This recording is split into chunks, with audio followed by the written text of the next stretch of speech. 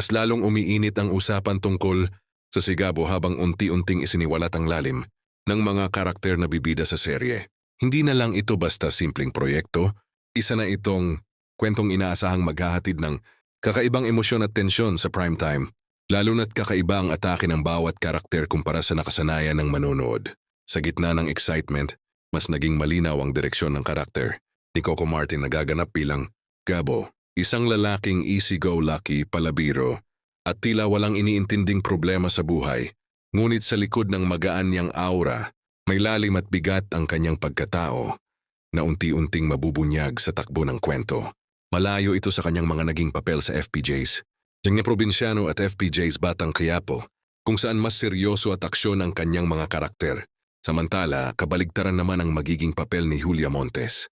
Isang istrikta, masungit, at perfectionist na babae na sanay kontrolin ang lahat ng bagay sa kanyang paligid. Kilala ang kanyang karakter sa pagiging matalas mag-isip at hindi basta-basta nagpapadala sa emosyon, dahilan kung bakit marami ang natatakot at humahanga sa kanya. Dito papasok ang pinakakapanapanabik na bahagi ng kwento, ang banggaan ng dalawang magkaibang mundo. Isang lalaking walang pakialam sa komplikasyon ng buhay at isang babaeng halos perpekto na ang lahat maliban sa kakayahang magpakawala ng damdamin.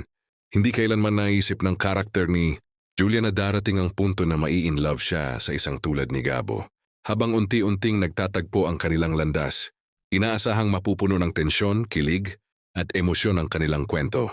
Paano babaguhin ni Gabo ang pananaw ng isang babaeng kontrolado ang lahat? Paano naman haharapin ni Gabo ang mga responsibilidad na unti-unting darating sa kanyang buhay?